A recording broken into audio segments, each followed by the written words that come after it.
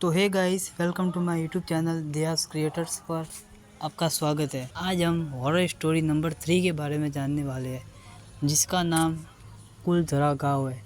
ये स्टोरी वाकई में हॉरर होने वाली है, इसलिए रात में नहीं देखिएगा। भारत में एक गांव जो 200 साल से वीरान है। कहते हैं इस गांव पर श्राप है, और यह भारत का एक गांव जो 200 साल से वीरान है। कहते हैं इस गांव पर श्राप है, और जो यहाँ बसने की कोशिश करता है वो जिंदा नहीं बचता। राजस्थान के जैसलमेर से कुछ दूरी पर बसा था कुलधरा गाँव। पालीवाल ब्राह्मण यहाँ रहते थे, शिक्षित, समृद्ध और शांति प्रिय। सब कुछ ठीक था, पर एक दिन ऐसा कुछ हुआ कि पूरा गांव एक ही रात में गायब हो गया। कहते हैं उस समय जैसलमेर का मंत्री सलीम सिंह कुलधरा की लड़की पर मोहित हो गया। उसने गांव वालों को धमकी दी कि अगर लड़की नहीं दी तो वह जबरदस्ती कर लेगा। अगली सुबह जब लोग गांव में पहुंचे, वहाँ कोई नहीं था, सिर्फ चूल्हों में राख जल रही थी। गांव वालों ने जाते जाते श्राप दिया कि इस जमीन पर अब कोई नहीं बस पाएगा।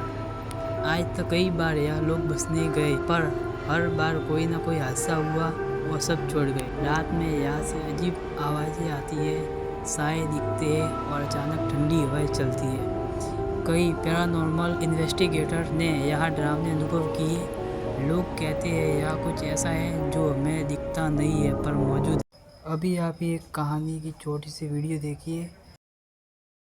भारत की जमीन में कई ऐसे राज दफन हैं जो कई सदियों बाद भी उतने ही अनसुलझे हैं जितने पहले कभी हुआ करते थे। ये रहस्य कुछ ऐसे हैं जिन्हें जितना सुलझाने की कोशिश की जाती है, ये उतना ही उलझते चले जाते हैं। ऐसा ही एक राज जैसलमेर शहर से लगभग 35 किलोमीटर दूर बसे कुलधरा गांव में भी दफन है, जो कि पिछले 200 सालों से वीरान पड़ा है। तो आइए आज मैं आपको लेकर चलता हूँ भारत की सबसे भूतिया जगहों में से एक माने जाने वाले कुलधरा गाँव में, जिसको रातों रात 5000 लोग हमेशा के लिए छोड़कर चले गए थे। कुलधरा पहुंचने के लिए आप अपने निजी वाहन से या जैसलमेर से कैब लेकर भी आ सकते हैं।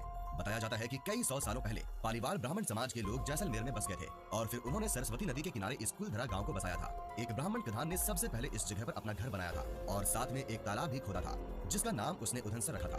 करीब 200 साल पहले जब कुलधरा खंडहर नहीं था, तब इस क्षेत्र के आसपास के 84 गांव पालीवाल ब्राह्मणों से आबाद हुआ करते थे। लेकिन फिर जैसे कुलधरा को किसी की बुरी नजर लग गई। वो शख्स था जैसलमेर रियासत का दीवान सालम सिंह, जिसको लोग सालिम सिंह या सलीम सिंह नाम से भी बुलाया करते थे, जो गांव वालों से अवैध तरीके से कर यानी टैक्स की वसूली किया करता था। अय्याश सालम सिंह की गंदी नजर गांव के मुखिया की खूबसूरत लड़की पर पड़ गई थी, और वो उस लड़की के पीछे इस कदर पागल था कि बस किसी भी तरह से उसे पा लेना चाहता था। उसने इसके लिए ब्राह्मणों पर दबाव बनाना शुरू कर दिया।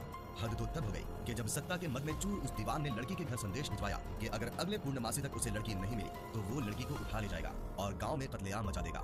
दीवान और गाँव वालों की लड़ाई अब एक कुंवारी लड़की के सम्मान की भी थी और गाँव के आत्मसम्मान की भी। गांव की चौपाल पर पालीवाल ब्राह्मणों की बैठक हुई और 5000 से ज्यादा परिवारों ने अपने सम्मान के लिए रियासत छोड़ने का फैसला ले लिया। कहा जाता है कि निर्णय लेने के लिए सभी 84 गांव वाले एक मंदिर पर इकट्ठा हो गए और पंचायतों ने फैसला किया कि कुछ भी हो जाए अपनी लड़की उस दीवान को नहीं देंगे। सारे गांव वाले रात के सन्नाटे में अपना सारा सामान, मवेशी, अनाज और कपड़े लेकर अपने घरों को छोड़कर हमेशा के लिए यहाँ से चले गए और पाली नाम की जगह पर जाकर बस गए और फिर कभी वापस नहीं आए। और कुलधरा कुछ यूं वीरान हुआ कि आज परिंदे भी इस गाँव की सरहदों में दाखिल होने से डरते हैं। कहते हैं गांव छोड़ते वक्त उन ब्राह्मणों ने इस जगह को श्राप दिया था कि यहाँ कभी भी कोई बसावट नहीं हो पाएगी। आपको बता दें कि बदलते वक्त के साथ 82 गांव तो दोबारा बस गए, लेकिन 2 गांव कुलधरा और खाभा तमाम कोशिशों के बाद भी आज तक आबाद नहीं हुए हैं। ये गांव अब भारतीय पुरातत्व विभाग के संरक्षण में है, जिसे दिन वीडियो आपने देखा। क्या ये सिर्फ कहानी है या वाकई यहाँ कोई रहस्य है जो 200 साल से छिपा हुआ है? क्या तुम भी कुलधरा जाना चाहोगे?